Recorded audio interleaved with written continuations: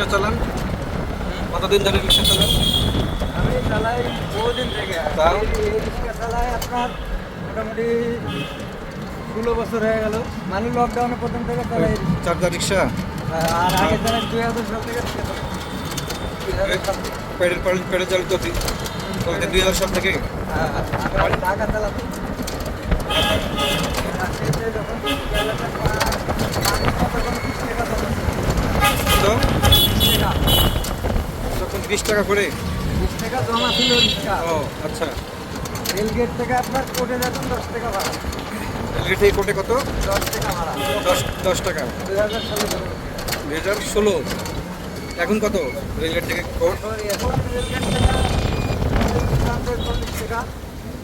ঢাকায় কত বছর চালাইছেন? ঢাকা চালাচ্ছি আপনার 15 বছর। তা চলে আসলেন কেন মামি যান? যে আপনার মেট্রো না লেগেছিল তারপরে তো আসলে যাই। করোনার মধ্যে চলে আসছেন? করোনা লেগে আর হ্যাঁ। যাই। ছেলে মেয়ে আছে? আছে, সবই আছে। কয় ছেলে মেয়ে? একটা ছেলে একটা মেয়ে। বাড়ি কোথায়? বাড়ি হলো তানোর।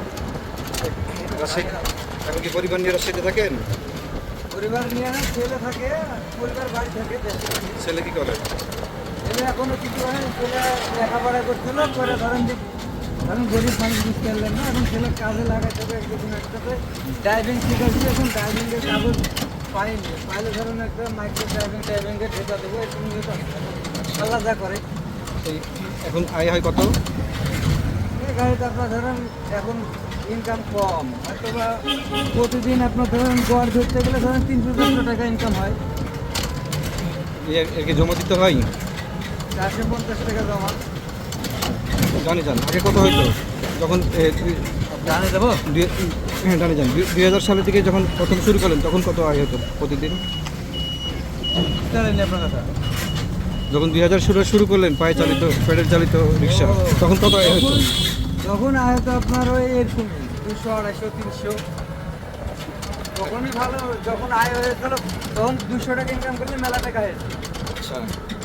আর এখন তো অত টাকা এখন খরচ বেশি না। কি নাম আপনার?